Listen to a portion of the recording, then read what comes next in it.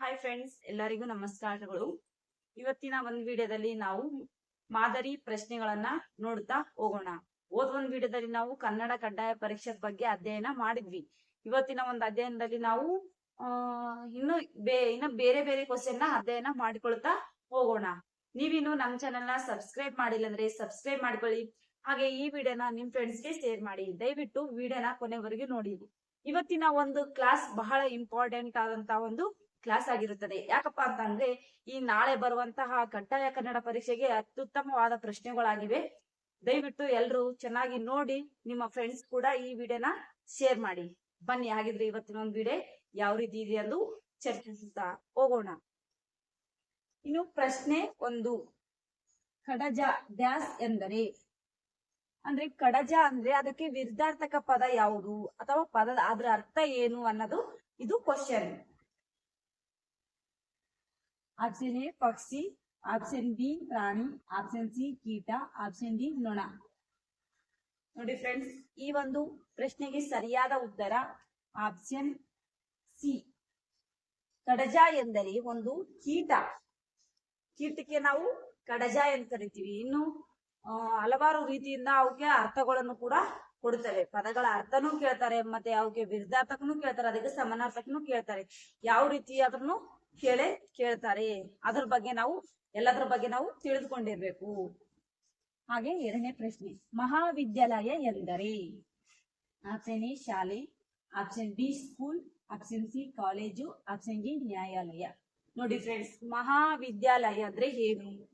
ನಿಮ್ಗೆ ಗೊತ್ತಿದ್ರೆ comment box ನಲ್ಲಿ ತಿಳಿಸಿ. ಎಷ್ಟೋ ಜನರಿಗೆ ಈ ಕ್ವಶನ್ಗೆ ಆನ್ಸರ್ ಗೊತ್ತಿರುತ್ತೆ, ಆದ್ರೆ ಹಾಗೆ ತಪ್ಪಾಗಿ ಹಾಕ್ತಾರೆ. ಮಹಾವಿದ್ಯಾಲಯ ಅಂದ್ರೆ ಬೇಗ ಏನಂತ ತಿಳ್ಕೊತಾರಪ್ಪ ಅಂದ್ರೆ ನ್ಯಾಯಾಲಯ ಎಂದು ತಿಳ್ಕೊಳ್ತಾರೆ.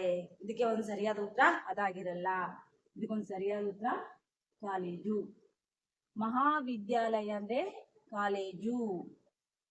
ಇನ್ನು ಮೂರನೇ ಪ್ರಶ್ನೆ, ಪಾಮರ ಎಂದರೆ? ಆಪ್ಷನ್ ಎ ವಿದ್ಯಾವಂತ, ಆಪ್ಷನ್ ಬಿ ಪಂಡಿತ, ಆಪ್ಷನ್ ಸಿ ಜ್ಞಾನ, ಆಪ್ಷನ್ ಡಿ ಅವಿಜ್ಞಾವಂತ. ಈ ಒಂದು ಪ್ರಶ್ನೆಗೆ ಸರಿಯಾದ ಉತ್ತರ ಆಪ್ಷನ್ ಬಿ ಆಗಿರುತ್ತೆ. ಪಾಮರದ ಇನ್ನೊಂದು ಪದದ ಅರ್ಥ ಏನಪ್ಪಾ ಅಂದ್ರೆ ಪಂಡಿತ, ವಿದ್ಯಾವಂತ, ಅವಿದ್ಯಾವಂತ. ವಿದ್ಯಾವಂತ ವಿರುದ್ಧಾರ್ಥಕ ಪದ ನೋಡಿ ಫ್ರೆಂಡ್ಸ್, ವಿದ್ಯಾವಂತ ಅವಿದ್ಯಾವಂತ ಇದಕ್ಕೆ ಒಂದು ವಿರುದ್ಧಾರ್ಥಕ ಪದ ಆಗಿರುತ್ತೆ. ಇನ್ನು ನಾಲ್ಕನೇ ಪ್ರಶ್ನೆ, ಮರದಿಂದ ಹಣ್ಣು ಡ್ಯಾಶ್? ಆಪ್ಷನ್ ಎ ಕೂಗುತ್ತದೆ, ಆಪ್ಷನ್ ಬಿ ಬೊಗಳುತ್ತದೆ, ಆಪ್ಷನ್ ಸಿ ಹತ್ತುತ್ತದೆ, ಆಪ್ಷನ್ ಡಿ ಬೀಳುತ್ತದೆ. ನೋಡಿ ಫ್ರೆಂಡ್ಸ್, ಮರದಿಂದ ಹಣ್ಣು ಯಾವ ರೀತಿಯಾಗಿ ಬರುತ್ತೆ ಅನ್ನೋದು. ಮರದಿಂದ ಹಣ್ಣು ಬರುವಾಗ ಕೂಗುತ್ತಾ ಬರುತ್ತಾ? ನೋ. ಇನ್ನು ಬಿ ಬೊಗಳುತ್ತದ? ಹಣ್ಣು ಮೇಲಿಂದ ಬರುವಾಗ ಬೊಗಳಿಕೆ ಬರ್ತದ? ಅದಕ್ಕೆ ಮಾತುಗಳು ಬರುತ್ತಾ? ನೋ. ಇನ್ನು ಆಪ್ಷನ್ ಸಿ ಹತ್ತುತ್ತದೆ. ಮರದಿಂದ ಹಣ್ಣು ಹತ್ತುತ್ತದ? ಇದನ್ನು ಸರಿಯಾದ ಉತ್ತರ ಅಲ್ಲ, ಇದು ಬೀಳುತ್ತದೆ. ಈ ಒಂದು ಪ್ರಶ್ನೆಗೆ ಸರಿಯಾದ ಉತ್ತರ ಬೀಳುತ್ತದೆ. ಮರದಿಂದ ಹಣ್ಣು ಬೀಳುತ್ತದೆ. ಮರದಿಂದ ಹಣ್ಣು ಬೀಳುತ್ತದೆ, ಆದ್ರೆ ನೋಡಿ ಯಾವ ರೀತಿ ಕೊಟ್ಟಿದ್ದಾರೆ. ಹಣ್ಣು ಯಾವುದೇ ತರದಿಂದ ಕೂಗ್ತದ, ಬೊಗಳುತ್ತದ, ಮತ್ತೆ ಹತ್ತುತ್ತದ, ಈ ರೀತಿನೂ ಕೊಡ್ತಾರೆ. ನಾವು ಯೋಚನೆ ಮಾಡ್ಬಿಟ್ಟು ಆನ್ಸರ್ನ ಸರಿಯಾಗಿ ನಾವು ಗುರುತಿಸ್ಬೇಕು. ಇನ್ನು ಪ್ರಶ್ನೆ 5, ದಾಸಿ ಎಂದರೆ? Option A Rani, option B ಹೆಂಡತಿ, ಆಪ್ಷನ್ ಸಿ ಕೆಲಸಗಾರಳು, ಆಪ್ಷನ್ ಡಿ ಅತ್ತೆ. ಫಸ್ಟ್ ಆಫ್ ಆಲ್ ದಾಸಿ ಅಂದ್ರೆ ಏನಂತ ಗೊತ್ತಾ? ಈಗ ನಮ್ಗೆ ಎಷ್ಟೋ ಜನರಿಗೆ ದಾಸಿ ಬಗ್ಗೆ ಗೊತ್ತೇ ಇಲ್ಲ. ಯಾಕಪ್ಪ ಅಂದ್ರೆ ಓದ್ ಕಾಲದಲ್ಲಿ ದಾಸಿಯರು ಜಾಸ್ತಿ ಜನ ಇದ್ರು. ಆಗ ದಾಸಿಯರ್ಲಿಂದೇ ಅರ್ಧಕ್ಕರ್ಧ ಕೆಲ್ಸನ ಮಾಡ್ತಿದ್ರು. ಈಗಿನ ಒಂದು ಕಾಲದಲ್ಲಿ ದಾಸಿಯರನ್ನ ನೋಡುದು ಬಹಳ ಅಪರೂಪ. ಈ ಒಂದು ಕಾಲದಲ್ಲಿ ನೋಡ್ಬೇಕಪ್ಪ ಅಂದ್ರೆ ಬಹಳ ಕಡಿಮೆ ದಾಸಿಯರಿದ್ದಾರೆ. ಅದಕ್ಕೆ ಇದಕ್ಕೆ ಒಂದು ಸರಿಯಾದ ಉತ್ತರ ಯಾವ್ದಪ್ಪ ಅಂದ್ರೆ ರಾಣಿನೂ ಬರಲ್ಲ, ಹೆಂಡತಿನೂ ಬರಲ್ಲ, ಅತ್ತೆನೂ ಬರಲ್ಲ. ಇದು ಕೆಲಸಗಾರರು. ದಾಸಿ ಅಂದ್ರೆ ಕೆಲಸಗಾರರಿಗೆ ನಾವು ದಾಸಿ ಎಂದು ಕರೆಯುತ್ತೇವೆ. ಇನ್ನು 6ನೇ ಪ್ರಶ್ನೆ ನೋಡಿ ಫ್ರೆಂಡ್ಸ್, ಈ ಚಿಹ್ನೆ ಇದೊಂದು ಚಿಹ್ನೆ, ಇದು ಯಾವ ಚಿಹ್ನೆ ಅಂತ ನಾವು ಗುರುತಿಸ್ಬೇಕು. ನೋಡಿ ಇದು ಯಾವ ಚಿಹ್ನೆ? ಆಪ್ಷನ್ ಎ ವಿರಾಮ, ಆಪ್ಷನ್ ಬಿ ಉದಾಹರಣೆ, ಆಪ್ಷನ್ ಸಿ ಉದ್ಗಾರವಾಚಕ ಚಿಹ್ನೆ ಆಪ್ಷನ್ ಡಿ ಅವ್ಯಯ. ನೋಡಿ, ಈ ಒಂದು ಪ್ರಶ್ನೆಗೆ ಸರಿಯಾದ ಉತ್ತರನ ನೀವು ನೋಡಿ. ಈ ಒಂದು ಪ್ರಶ್ನೆಗೆ ಸರಿಯಾದ ಉತ್ತರ ಆಪ್ಷನ್ ಸಿ ಉದ್ಗಾರವಾಚಕ ಚಿಹ್ನೆ ಆಗಿರುತ್ತದೆ. ಉದ್ಗಾರವಾಚಕ ಚಿಹ್ನೆ. ವಿರಾಮ ಚಿಹ್ನೆ ಅಂದ್ರೆ ಈ ತರ ಬರೋದು. ವಿರಾಮ ಅಂದ್ರೆ ಈ ತರ ಪಾಯಿಂಟ್ ಬರೋದಕ್ಕೆ ವಿರಾಮ ಚಿಹ್ನೆ ಅಂತಾರೆ. ಇನ್ನು ಉದಾಹರಣೆ ಚಿಹ್ನೆ ಅಂದ್ರೆ ಏನಪ್ಪಾ ಅಂದ್ರೆ ಈ ತರ ಆ ಕಡೆ ಈ ಕಡೆ ಬರ್ತಕ್ಕಂಥದ್ದು ಉದಾಹರಣೆ ಚಿಹ್ನೆ. ಇನ್ನು ಜೋಡಿ ಉದಾಹರಣೆ ಬಂದ್ರೆ ಏನಪ್ಪಾ ಅಂದ್ರೆ ಈ ತರ ಎರಡೂ ರೀತಿಯಿಂದ ಬಂದ್ರೆ ಅದು ಜೋಡಿ ಉದಾಹರಣೆ ಚಿಹ್ನೆ ಆಗ್ತದೆ. ಅವೇ ಅಂದ್ರೆ ಚಿಹ್ನೆಗೆ ಅನ್ವಯಿಸೇ ಇಲ್ಲ, ಅದನ್ನ ನಾವು ತೆಗೆದಾಕ್ಬಿಡ್ಬೇಕು. ಇದಕ್ಕ ಅನ್ವಯ ಅವ್ಯಯ ಅದು ನಮ್ಗೆ ಇದಕ್ಕೆ ಸಂಬಂಧಪಟ್ಟ ಕ್ವಶನ್ ಆಗಿಲ್ಲ ಅದು. ಇನ್ನು 7ನೇ ಪ್ರಶ್ನೆ, ರಸ್ವ ಎಂದ್ರೆ ಡ್ಯಾಶ್ ಕಾಲ. ನೋಡಿ, ರಸ್ವ ಅಂದ್ರೆ ಡ್ಯಾಶ್ ಕಾಲ. ನೋಡಿ ಫ್ರೆಂಡ್ಸ್, ಯಾವ್ದಾಗಿರ್ತದೆ ಅಂದ್ರೆ option A 1, option B 2, option C 3, option D ಯಾವುದು ಅಲ್ಲ.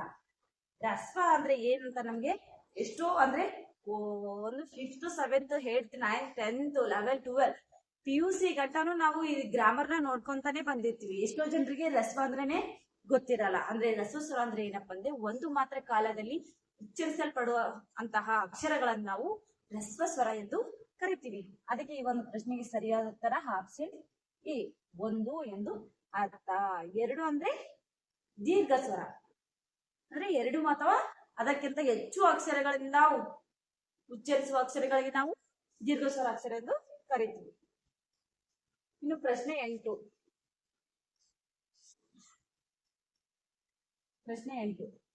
ಕನ್ನಡಕ್ಕೆ 8ನೇ ಜ್ಞಾನಪೀಠ ಪ್ರಶಸ್ತಿ ತಂದುಕೊಟ್ಟ ವ್ಯಕ್ತಿ.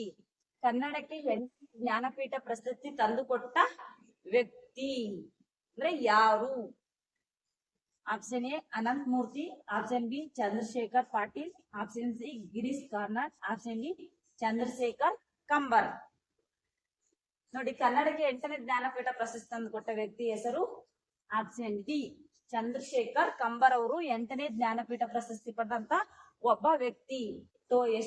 ಒಟ್ಟು ಎಷ್ಟು ಜನ ಅದರಪ್ಪ ಅಂದ್ರೆ ನಮ್ಮ ಜ್ಞಾನಪೀಠ ಪ್ರಶಸ್ತಿ ಪಡೆದವರು 8 ಜನ. ಮೊದಲನೇದು ಕುವೆಂಪು, 2ನೇದು ಬಂದ್ಬಿಟ್ಟು ದ ರಾ ಬೇಂದ್ರೆ, 3ನೇದು ಬಂದ್ಬಿಟ್ಟು ಶಿವರಾಮ್ ಕಾರಂತ್, 4ನೇದು ಮಾಸ್ತಿ ವೆಂಕಟೇಶ್ ಅಯ್ಯಂಗಾರ್, ಇನ್ನು 5ನೇದು ವಿಕ್ರು ಗೋಕಾಕ್, 6ನೇದು UR ಅನಂತಮೂರ್ತಿ, 7ನೇದು ಬಂದ್ಬಿಟ್ಟು ಗಿರೀಶ್ ಕಾರ್ನಾಡ್, 8ನೇದು ಬಂದ್ಬಿಟ್ಟು ಚಂದ್ರಶೇಖರ್ ಕಂಬಾರ್ ಅವರು. ಇಷ್ಟು ವ್ಯಕ್ತಿಗಳು ನಮ್ಮ ಜ್ಞಾನಪೀಠ ಪ್ರಶಸ್ತಿ ಪಡೆದಂತ ವ್ಯಕ್ತಿಗಳಾಗಿರುತ್ತೆ. ನೋಡಿ ಫ್ರೆಂಡ್ಸ್, ಇನ್ನು 8 ಜನರು ಯಾವ ಸ್ಥಾನದಲ್ಲಿ ಇದಾರಂದು ಕೂಡ ನಾನು ಹೇಳಿದೆ. ಇಷ್ಟು ಜನರಲ್ಲಿ ಯಾರ್ದು ಬಂದ್ರು ಕೂಡ ನೀವು ಗುರುತಿಸಲು ಸಾಧ್ಯ ಆಗ್ಬೋದು ಅಂತ ಹೇಳ್ಬಹುದು. ಇನ್ನು 9ನೇ ಪ್ರಶ್ನೆ, ಕನ್ನಡದ 3ನೇ ರಾಷ್ಟ್ರಕವಿ. Option A Kuvempu, option B Shivarudrappa, option C Nisar Ahmad, option D Channaveera Kanavi. ನೋಡಿ, ಕನ್ನಡದ 3ನೇ ರಾಷ್ಟ್ರಕವಿ ಅಂದ್ರೆ ಫಸ್ಟ್ ಆಫ್ ಆಲ್ ನಮ್ಗೆ ಏನ್ ಗೊತ್ತಿರ್ಬೇಕಪ್ಪ ಅಂತಂದ್ರೆ ನಮ್ಮ ರಾಷ್ಟ್ರಕವಿಗಳು ಒಟ್ಟು ಎಷ್ಟು ಜನ ಇದ್ದಾರೆ.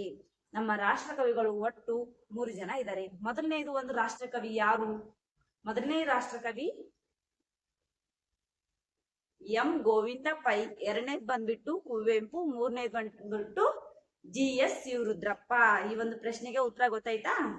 Option A Kuvempu, option B Shivarudrappa, option C Nisar Ahmad, option B Channaveera Kanavi. ಈ ಒಂದು ಪ್ರಶ್ನೆಗೆ ಸರಿಯಾದ ಉತ್ತರ ಬಿ ಆಗಿರುತ್ತೆ, ಅಂದ್ರೆ GS ಶಿವರುದ್ರಪ್ಪ. ಈ GS ಶಿವರುದ್ರಪ್ಪಗೆ ಯಾವ ಒಂದು ಸರ್ಕಾರ ನೀಡಿದೆಪ್ಪ ಅಂದ್ರೆ ಕರ್ನಾಟಕ ಸರ್ಕಾರ ನೀಡಿದೆ. ಇನ್ನು ಕನ್ನಡದ ಮೊದಲ ಒಂದು ರಾಷ್ಟ್ರಕವಿಗೆ ಗೋವಿಂದ ಪೈ ಅವರಿಗೆ ನೀಡಿದಂತ ಸರ್ಕಾರ ಯಾವ್ದಪ್ಪ ಅಂದ್ರೆ ಮದ್ರಾಸ್ ಸರ್ಕಾರ ಅವರಿಗೆ ನೀಡಿದಂತ ಒಂದು ರಾಷ್ಟ್ರಕವಿಯ ಒಂದು ಪಟ್ಟವನ್ನು ನೀಡಿದ್ದಾರೆ. ಇನ್ನು ಕುವೆಂಪು ಅವರಿಗೆ ಯಾವ ಸರ್ಕಾರ ನೀಡಿದೆ?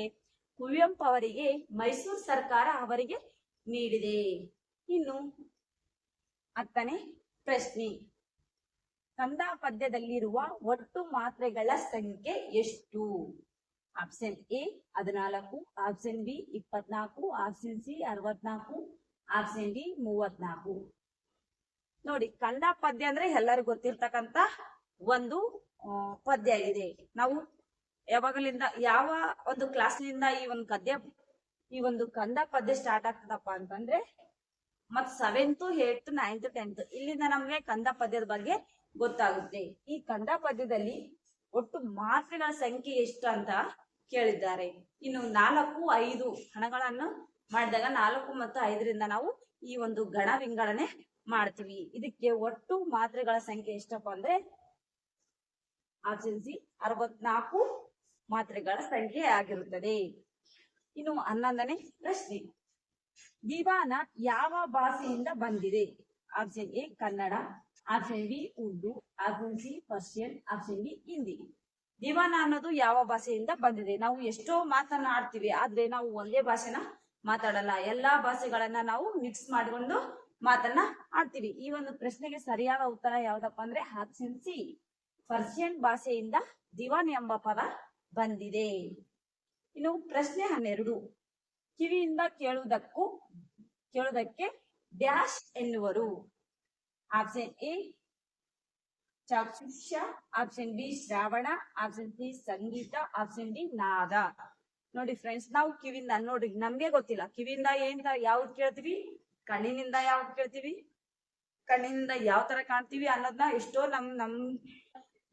ನಮ್ಮಲ್ಲಿ ಇರ್ತಕ್ಕಂಥ ಈ ಅಂಗಗಳ ಬಗ್ಗೆನೆ ನಮ್ಗೆ ಗೊತ್ತಿರಲ್ಲ ಎಷ್ಟೋ ಕ್ವಶನ್ಗಳಿಗೆ ಆನ್ಸರ್ನ. ಈ ಒಂದು ಪ್ರಶ್ನೆಗೆ ಸರಿಯಾದ ಆನ್ಸರ್ ಯಾವ್ದಪ್ಪ ಅಂದ್ರೆ ಶ್ರಾವಣ ಎನ್ನುವರು. ಕಿವಿಯಿಂದ ಕೇಳ್ತಕ್ಕಂಥದ್ಕೆ ಶ್ರಾವಣ ಎಂತೀವಿ. ಅಂದ್ರೆ ಕಣ್ಣಿನಿಂದ ನೋಡ್ತಕ್ಕಂಥದ್ದು ಏನಂತ ಕರಿತೀವಪ್ಪ ಅಂದ್ರೆ ಚಾಕ್ಷುಷ ಎಂದು ಕರಿತೀವಿ. ಇನ್ನು ಪ್ರಶ್ನೆ ಬಂದ್ಬಿಟ್ಟು 13, ಕನ್ನಡದ ಕಣ್ವ ಎಂದು ಯಾರನ್ನು ಕರೆಯುತ್ತಾರೆ? Option A BM Srikantaiah, option B Kuvempu, option C Masti, option D Putina. ಕನ್ನಡದ ಕಣ್ವ ಎಂದು ಯಾರನ್ನು ಕರೀತಾರಪ್ಪ ಅಂದ್ರೆ ಈ ಪ್ರಶ್ನೆಗೆ ಸರಿಯಾದ ಉತ್ತರ ಆಪ್ಷನ್ ಎ BM ಶ್ರೀಕಂಠಯ್ಯ. ನೋಡಿ ಫ್ರೆಂಡ್ಸ್, ಇಲ್ಲಿ ನಾವು ಕುವೆಂಪು ಮತ್ತೆ ಮಾಸ್ತಿ ಇವರು ಜ್ಞಾನಪೀಠ ಪಡೆದಂತ ವ್ಯಕ್ತಿಗಳು. ಇನ್ನು ಪೂತಿನ ಅವರಂದ್ರೆ ಬೇರೆ. ಅದಕ್ಕೆ ಇದಕ್ಕೊಂದು ಸರಿಯಾದ ಉತ್ತರ ಯಾವುದು? ಕನ್ನಡದ ಕಣ್ವ ಎಂದು ನಾವು ಕರಿತೀವಿ. ಇನ್ನು ಪ್ರಶ್ನೆ 14, ದಾಸರು ರಚಿಸಿದ್ದು ಡ್ಯಾಶ್? ಅಂದ್ರೆ ದಾಸರು ಏನ್ ರಚಿಸಿದ್ರಪ್ಪ ಅನ್ನೋದು. ಆಪ್ಷನ್ ಎ ವಚನಗಳು, ಆಪ್ಷನ್ ಸಿ, ಆಪ್ಷನ್ ಬಿ ಭಾವಗೀತೆಗಳು, ಆಪ್ಷನ್ ಸಿ ಕೀರ್ತನೆಗಳು, ಆಪ್ಷನ್ ಡಿ ಸಾನೆಟ್. ನೋಡಿ, ಈ ಒಂದು ಪ್ರಶ್ನೆಗೆ ಸರಿಯಾದ ಉತ್ತರ ದಾಸರು ಕೀರ್ತನೆಗಳನ್ನು ರಚಿಸಿದರು. ಇನ್ನು ವಚನಗಳು ಯಾರು ರಚಿಸಿದ್ರಪ್ಪ ಅಂದ್ರೆ ವಚನಗಳು ಶರಣರು ರಚಿಸಿದ್ರು. ಸಾನೆಟ್ ಅಂದ್ರೆ ಏನಂದ್ರೆ ಅಷ್ಟ, ಅಂದ್ರೆ 14 ಸಾಲಿನಂತೆ ಇರ್ತಕ್ಕಂಥ ಒಂದು ಪದ್ಯ, ಅದಕ್ಕೆ ನಾವು ಸಾನೆಟ್ ಎಂದು ಕರಿತೀವಿ. ಪ್ರಶ್ನೆ ಬಂದ್ಬಿಟ್ಟು 15, ಜ್ಞ ಎಂಬ ಅಕ್ಷರ ಡ್ಯಾಶ್ ವರ್ಗಕ್ಕೆ ಸೇರಿದೆ?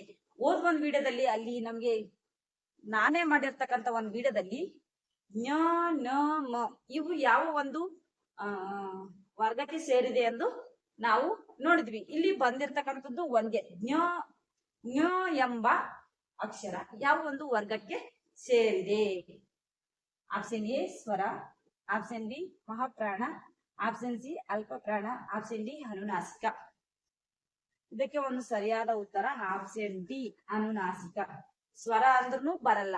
ಮಹಾಪ್ರಾಣ ಅಂದ್ರೆ ಮಹಾಪ್ರಾಣಗಳು ಯಾವುವು? ಮಹಾಪ್ರಾಣಗಳು ಎಷ್ಟು? ಮಹಾಪ್ರಾಣಗಳು 10, ಅನುನಾಸಿಕ 5, ಅಲ್ಪ ಪ್ರಾಣ 10. ಈ ರೀತಿಯಾಗಿ ನೋಡಿದ್ವಿ. ಇಂದು ಇಷ್ಟು ಪ್ರಶ್ನೆಗಳ ಅಧ್ಯಯನ ಮಾಡಿದ್ವಿ. ಇಷ್ಟು ವಿಡಿಯೋದಲ್ಲಿ ನಿಮ್ಗೆ ಅರ್ಥ ಆಗಿದೆ ಈ ಕ್ವಶನ್ ಯಾವ ರೀತಿ ಆಗಿ ಬಂತು, ಯಾವ ರೀತಿಯಾಗಿ ಬಿಡಿಸಿದ್ವಿ ಅನ್ನೋದನ್ನೆಲ್ಲ ಈ ಒಂದು ವಿಡಿಯೋದಲ್ಲಿ ಇಂದಿನ ಒಂದು ಅಧ್ಯಯನದಲ್ಲಿ ಚರ್ಚೆ ಮಾಡಿದ್ವಿ. ಇನ್ನೊಂದು ವಿಡಿಯೋದಲ್ಲಿ ಮತ್ತಷ್ಟು ಪ್ರಶ್ನೆಗಳ ಬಗ್ಗೆ ಅಧ್ಯಯನ ಮಾಡೋಣ. ಇನ್ನು ಮುಂದಿನ ಒಂದು ಅಧ್ಯಯನದಲ್ಲಿ ಕೂಡ ಮಾದರಿ ಕನ್ನಡ ಕಡ್ಡಾಯ ಪರೀಕ್ಷೆ ಅಧ್ಯಯನದ ಬಗ್ಗೆನೆ ಮಾಡ್ತಾ ಹೋಗೋಣ. ಬಾಯ್ ಫ್ರೆಂಡ್ಸ್, ಧನ್ಯವಾದಗಳು.